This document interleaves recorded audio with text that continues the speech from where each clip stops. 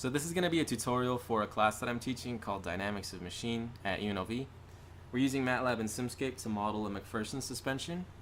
Let's get into some theory first. So first we're going to look at the type and location of all the parts in the suspension system. We have in green the chassis. The next thing is the shock system. So the shock upper link and lower link, they'll be attached through this spring and damper. The next thing is the steering link, which will have a driving part which is associated with a prismatic joint, and then where this line is, we're going to attach a universal joint to allow this to have 2 degrees of freedom of rotation, and we'll add a spherical joint at the end. The next thing is the control arm, which will just have a revolute joint attached from the chassis to the control arm to a spherical joint to the wheel hub. The next thing we can look at is the joint type. So we'll have a spherical joint that attaches the chassis to the shock system, a prismatic joint to model the interaction between the upper and lower part of the shock and effect motion. Spherical joint, universal joint, and prismatic joint will be along the steering link. A revolute joint will attach the chassis to the control arm, and a spherical joint will attach the control arm to the wheel hub. So let's review the 3 systems that attach the wheel hub to the chassis. First, we have the shock system. So from the chassis, we'll have a spherical joint attached to the upper part of the shock link, a prismatic joint attaching the upper part of the shock link to the lower part, and then from the lower part, it will be rigidly attached to the wheel hub. The second system associated with this suspension is the steering link. So from the chassis, we'll have a prismatic joint driving the steering link, back end, a universal joint which allows this second part of the steering link to float basically, and then a spherical joint attaching the steering link to the wheel hub. Lastly, we have the control arm. So from the chassis, we'll have a revolute joint to the control arm, from the control arm, a spherical joint to the wheel hub. Now that we've described all the parts associated with the suspension, I wanted to show you the finished product. This is a very rough sketch of the simulation, but it does work. So I'm going to play this right now. So you can see in red, I've made the opacity a little less so you can see through it, but that is the wheel hub. In cyan and blue, we have the shock system upper and lower link. In green, we have the steering link. And in black, we have the control arm. You can see from the side the control arm is just on a revolute joint, while we have the steering link being driven along a prismatic joint and then turning along that universal joint. What we've applied to the wheel hub is a force in the z direction, which is a composite sinusoid of 3 frequencies along with an offset for gravity. Now that you've seen the simulation work, the question I have is this design any good? And the answer is probably not, because I made up all the dimensions in about 20 minutes so that I could make the simulation to show you what it would look like in Simscape. But to get any useful information out of this, you have to first do some analysis. Something like looking at this XZ plot and deciding to make some vector loop analysis like we did in the first half of the class. You want to know what angle is this wheel hub? What angle is this shock system at? What they call the kingpin inclination angle. The point is that you want to have a plan before you go and start trying to make a simulation for something like this. You want to know that these dimensions are going to work before you start building these things numerically, because if you get errors and you're not sure why things aren't meshing or things aren't working, it may have something to do with the dimensions and it not being possible. And that's something that may frustrate you while you're trying to make a simulation and you think everything should be right. So in that spirit, we're going to go to the next section where we're going to make a vector loop describing this. So now we're going to use a 2D vector loop to help us design our 3D simulation. Let's first start by defining all the vectors in the loop. Number 1, position of shock system top from universal frame. What I'm saying here is I'm defining from this point, we'll say some arbitrary point on your chassis. You're going to have a vector going from that point to the connection point of the shock system, or the top of the shock system. That's R1.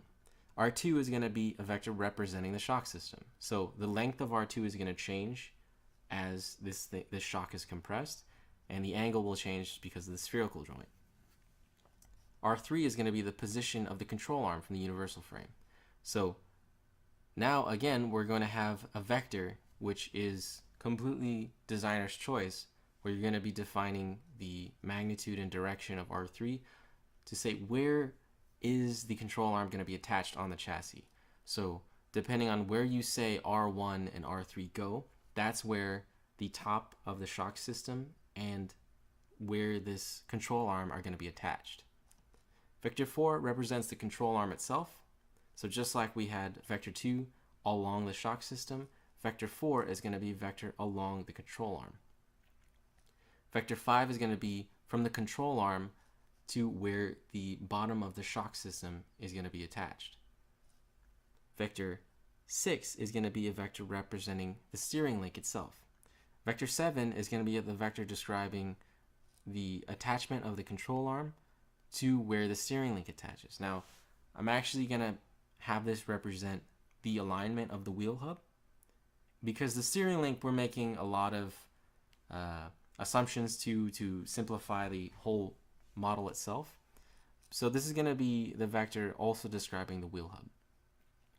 And to describe the steering link, we should have R3 plus R4 plus R7 is equal to R6. Now, where should you start? You're going to decide every dimension for the most part, but you should have some goals in mind. Consider the neutral position. That is, R2 is the length of the shock at rest. So pretend that the car is just parked somewhere and gravity is already accounted for. The neutral position where the shock has been compressed to where gravity is balanced. The things you may want to have at this point is theta 6 and theta 4 about equal to 0. So theta 6 will be the angle of R6, or the vector describing the steering link. And theta 4 is going to be the vector describing the control arm. You're going to want these to operate about 0.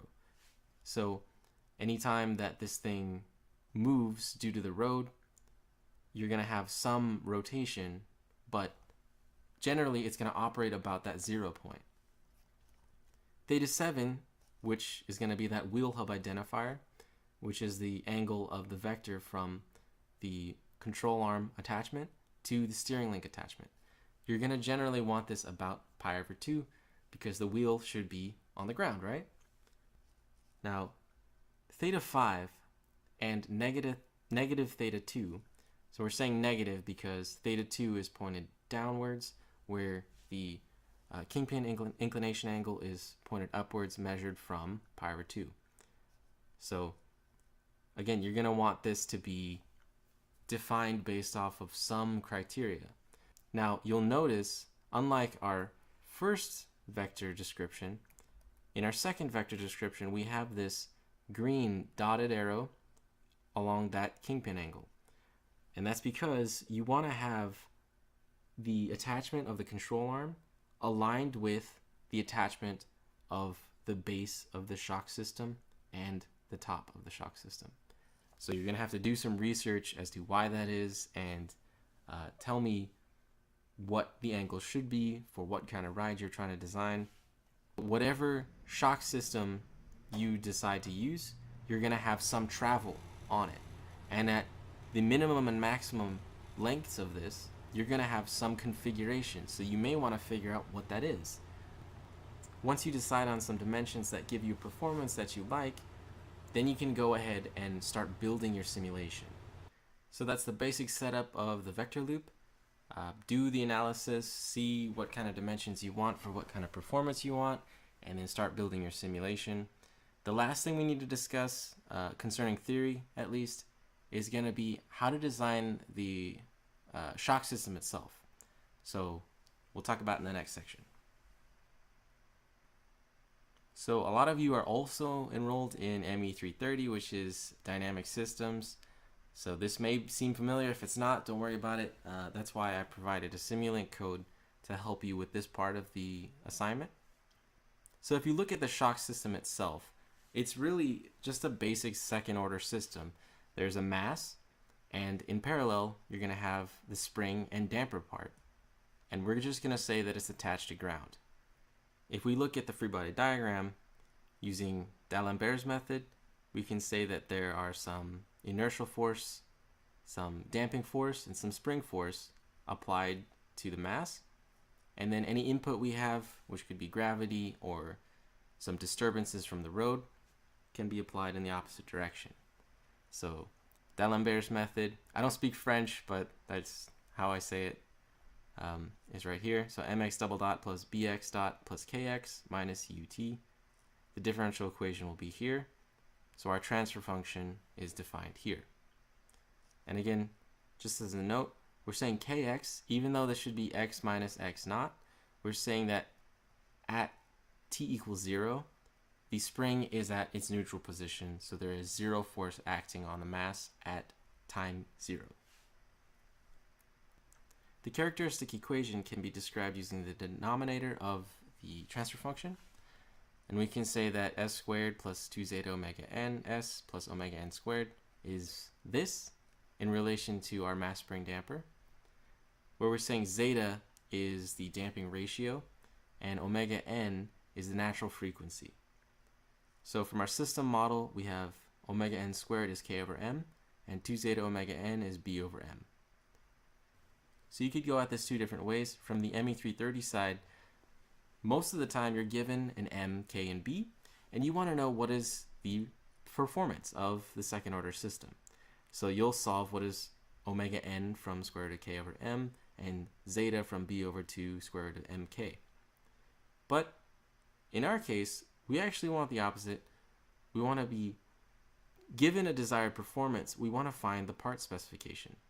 So in this case, I'm going to specify what my natural frequency is and my damping ratio is, because that's going to define the performance of my dynamic system. And then tell me what k and b coefficients are needed to supply that response. We're going to go ahead and look at the simulation that I provided for you guys on Web Campus. All right, so this is a simulation file I put on Web Campus, and it's basically just the exact simulation of that mass spring damper that we just talked about. We can go ahead and look inside the model. And inside this model, it's very simple. We just have two integrators. So at this point, we should have the acceleration, integrate to get velocity, integrate again to get position, and then we're multiplying it by omega n squared m for position. Velocity, we have 2 zeta omega n times m. And this is from our, basically we want to specify what the damping ratio is and natural frequency is to give us our performance. So we're outputting the force on the shock system here. And then here we're adding our sinusoids. So this is our composite sinusoid with 3 different frequencies and amplitudes along with our offset for gravity. So we're adding that in, dividing by m, and then we get acceleration. And then here we're outputting the damping and spring coefficients necessary to get the performance that we want. So b and k go out to some displays. We have the acceleration, velocity, and position of the mass spring damper, and then the reaction force. So now go ahead and double click on the subsystem. We can see that we have input fields for the mass of the mass spring damper, natural frequency and damping ratio, gravitational constant, and you can of course put in some disturbances. So these are for those sine waves. I'm going to initially set the disturbance percentage weight. Basically means the amplitude of those sine waves. I'm going to say that they're 0% of the weight, so we're not going to have the sine waves included. Gravity is included though. And let's just see what happens when we run the simulation as it is.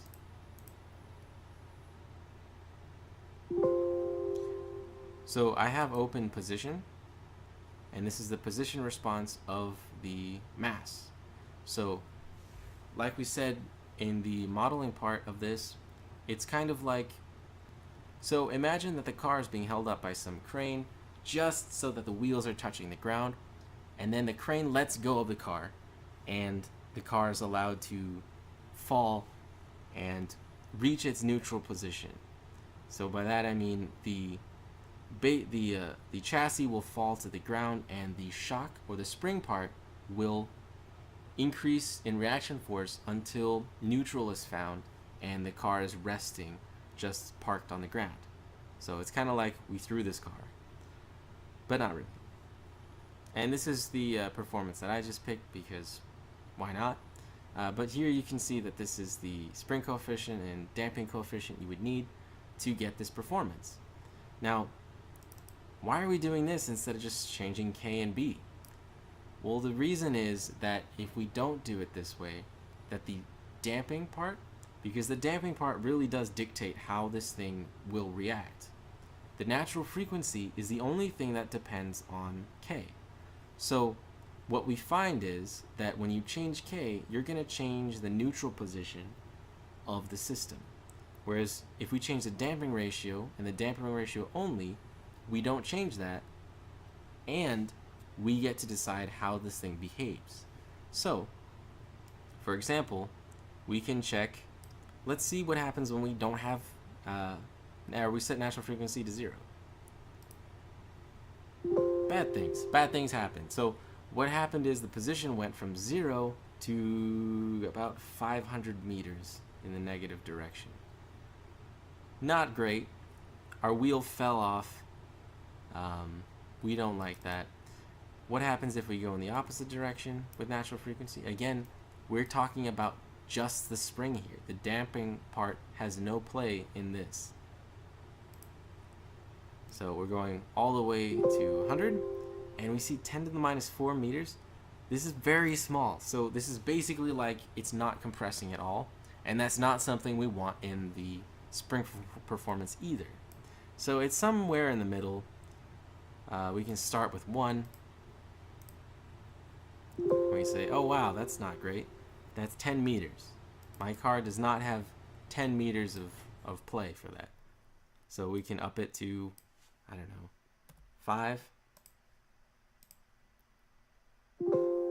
And we say, okay, that's better.